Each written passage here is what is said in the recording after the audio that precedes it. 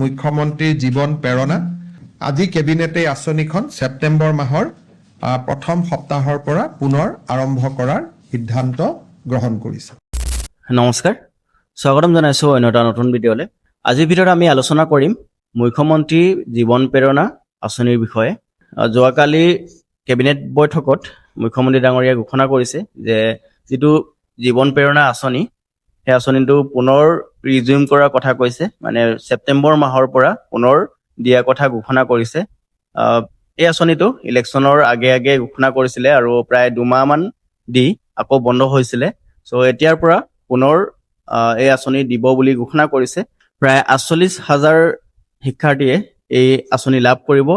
এতিয়া কথাটো হৈছে এই আঁচনি কোনসকল শিক্ষাৰ্থীয়ে লাভ কৰিব।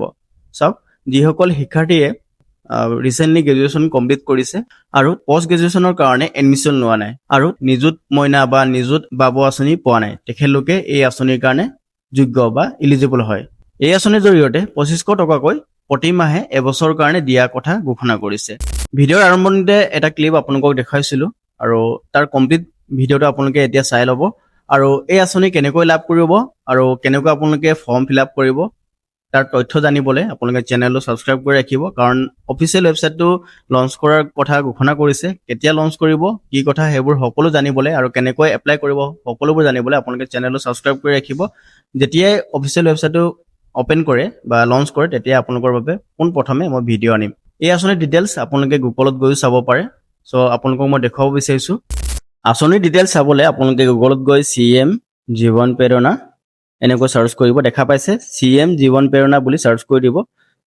চাৰ্চ কৰাৰ পাছতে আপোনালোকে প্ৰথমতে দেখা পাই যাব ইয়াৰ ডিটেইলছ কেনেকৈ দিয়া হয় আৰু কোনসকল শিক্ষাৰ্থীক দিয়া হয়। ইয়াতে আপোনালোকে দেখা পাইছে কি ডিটেইলছ এণ্ড বেনিফিট। প্ৰায় 2500 টকাকৈ আপোনালোকে এই টকা লাভ কৰিব। ডাইৰেক্ট বেনিফিট ট্ৰান্সফাৰ মানে DBT থ্ৰুদি সোমাব। গতিকে আপোনাৰ যি একাউণ্টটো আধাৰৰ লগত লিংক থকাটো খুবেই প্ৰয়োজন। আৰু ইয়াতে আপোনালোকে এলিজিবিলিটি ক্ৰাইটেৰিয়াটো চাব পাৰে। আমাৰ এটা আঁচনি আছিলে মুখ্যমন্ত্ৰীৰ জীৱন প্ৰেৰণা। নিৰ্বাচনৰ আগত এই আঁচনিখন আমি আৰম্ভ কৰিছিলোঁ। এই আঁচনিখনৰ জৰিয়তে যিসকল গ্ৰেজুৱেশ্যন পায় কিন্তু পষ্ট গ্ৰেজুৱেশ্যনৰ নামভৰ্তি কৰা নাই আৰু তেওঁলোকে মুখ্যমন্ত্ৰীৰ নিযুত মইনা বা নিযুত বাবু আঁচনিৰ হিতাধিকাৰী নহয়, তেওঁলোকক আমি মাহত 2500 টকাকৈ এবছৰৰ বাবে দিয়াৰ আমি সিদ্ধান্ত লৈছিলোঁ। ফেব্ৰুৱাৰী মাৰ্চ মাহত তেওঁলোকক আমি এই পুঁজি আগবঢ়াইছিলোঁ। প্ৰায় 48,366 গৰাকী প্ৰাৰ্থীয়ে ফেব্ৰুৱাৰী আৰু মাৰ্চ মাহৰ পুঁজি লাভ কৰিছিলে। কিন্তু পৰৱৰ্তী সময়ত চৰকাৰৰ পূৰ্ণাংগ বাজেট অধিৱেশন নোহোৱা কাৰণে মুখ্যমন্ত্ৰীৰ জীৱন প্ৰেৰণা আঁচনিখন সাময়িকভাৱে বন্ধ হৈ আছিল। আজি কেবিনেটে ছেপ্টেম্বৰ মাহৰ প্ৰথম সপ্তাহৰ পৰা এই আঁচনিখন পুনৰ আৰম্ভ কৰিবলৈ 118.58 কোটি টকাৰ অনুমোদন জনায়।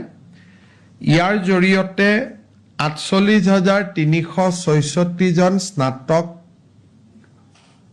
শিক্ষাৰ্থীয়ে মাহে 2,500 টকাকৈ সৰ্বমুঠ এবছৰ চৰকাৰৰ পৰা পুঁজি লাভ কৰিব।